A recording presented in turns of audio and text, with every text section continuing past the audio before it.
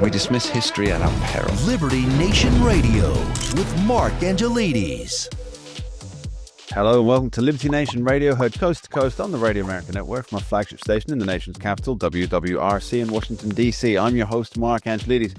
Something a little bit different for you today. We are going to be discussing baseball and gambling. How have the money bettors and the money men impacted the game? Is it better? Is it worse? You decide.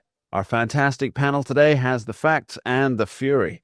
Remember, Liberty Nation Radio is sponsored by LibertyNation.com, where you can access podcasts, breaking news, analysis, and a range of biting and brilliant shows to whet your appetite for freedom and your fondness for the great American Constitution. And you're on Liberty Nation, heard coast to coast on the Radio America Network. I'm your host, Mark Angelides. On today's special baseball edition, we are joined by longtime host of this here radio show, Mr. Tim Donner, also a big baseball fan, Joe Schaefer, and economics guru Andrew Moran. Thanks for being here, guys. Now, I should preface that we are going to be talking baseball today, and I should really point this out, that on my side of the Atlantic, we essentially just call that glow cricket. So that's my level of baseball knowledge. And now that I've insulted the entire panel, what I'd really like to talk about, specifically concerning baseball, is that Joe Schaefer here just wrote a fantastic article recently on the pages of LibertyNation.com regarding the reaction to gambling becoming so prevalent among Major League Baseball teams and even the stadiums. So, Joe, do you want to kick us off here and give us your thoughts, and do hold back on gambling in Major League Baseball?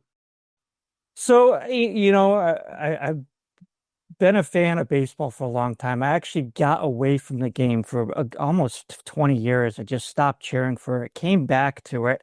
And it just seems that the modern game, the way they treat the fans, it's almost despicable. The story I wrote about it is related to gambling. And we got to kind of set the scene. I'll try to make it short. Pitcher for the Houston Astros, his name is Lance McCullers Jr. He signed a $85 million 5-year, $85 million contract in 2021, began in 2022, promptly got injured, missed most of the last 3 years, came back, got shelled in his first game. So disappointing contract, disappointing performance. He allowed 7 runs and only got 1 guy out. You're going to get booed for a situation like this. So McCullers gets booed, goes out, whatever. After the game, he says something that his life and his children's lives had been threatened. And the way he said it is, I understand we all love the Astros. People are Astros. He made it seem like Astros fans were threatening his family's life because of a performance. And what he had to know, what the Houston Astros have to know, is this is very common on social media. It happens every night, and it is coming 99.9% of the time from gamblers upset that they lost a bet. Yeah, a guy misses a free throw in basketball, a pitcher gives up a home run. Kill yourself is one of the more mild posts you'd see on X. So they know this, and yet for him to throw those fans under the bus, his manager backed him up. He said, all the things Lance has done for Houston, how could they do that? Again, a slur on the fans.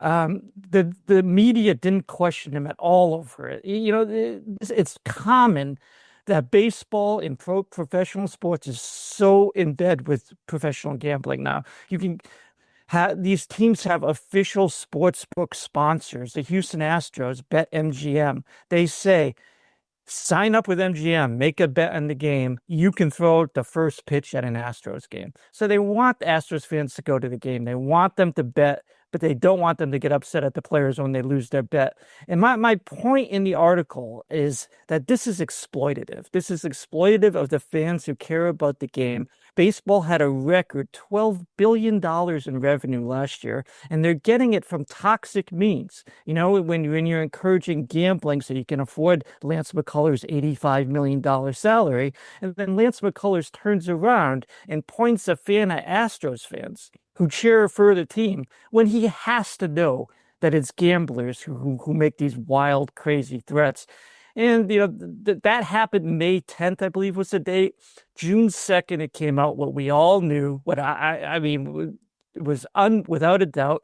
He was talking about a social media post by an overseas gambler, whatever that means, some guy in Europe, who admitted he was drunk and he was angry and he wrote something stupid on the internet.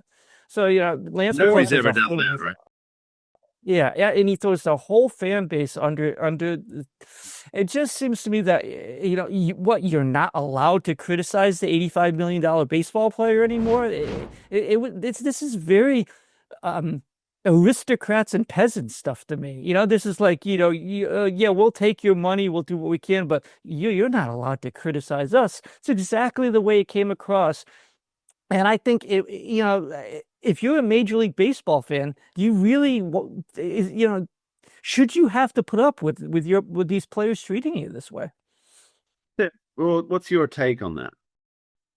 Well, I suppose it's fair to say that sports does not become immune to other societal trends. So threats on social media have become almost the norm.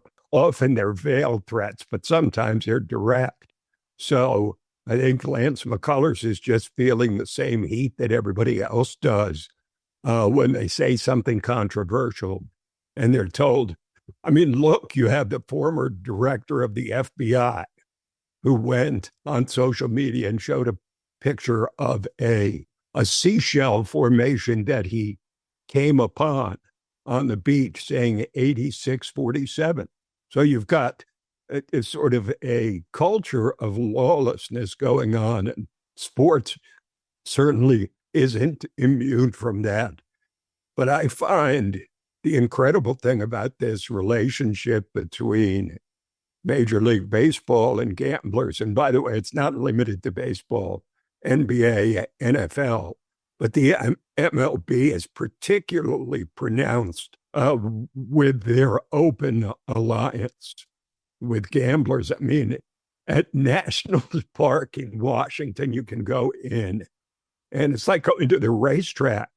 You can go bet on a particular proposition of which team is going to win or lose, how many runs are going to be scored, whatever. You can do it right there at the ballpark, just like you're betting on a horse race. And the ironic thing about that is what nearly ruined the sport just over 100 years ago was a gambling scandal called the Black Sox scandal, which led to the hiring of Kennesaw Mountain Landis, the first major league commissioner, who immediately deep-sixed all of the members of the White Sox who had been found guilty in court, but they were found not guilty in court, but they were found guilty by the commissioner who booted them out for the rest of their lives. So he would be, to use the sort of old-time phrase, Kennesaw Mountain Landis would be turning over, spinning over in his grave to know that baseball not only relaxed its standards about gambling, but was actually in bed with gamblers. And we're talking about a sport where the all-time hits leader, man who had more hits than the other 20,000 roughly members of the exclusive community of major league players, was kicked out of the game and excluded from the Hall of Fame for gambling. And yet here we are just a couple of decades later, and baseball is in bed with gamblers. And so, of course, what could go wrong?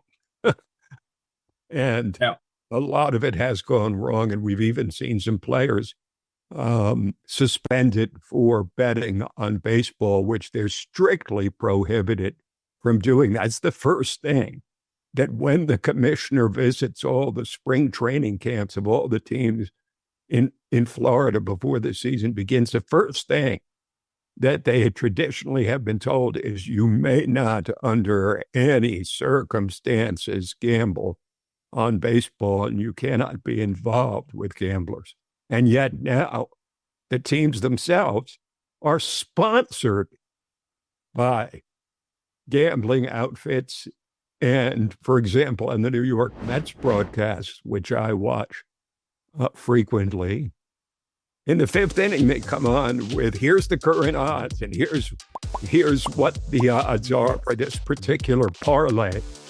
And I still find myself incredulous that they're not just allowing, but encouraging gambling. We're going to be back after this short break, continuing the conversation. Don't go anywhere. We dismiss history at our peril. Liberty Nation Radio with Mark Angelides.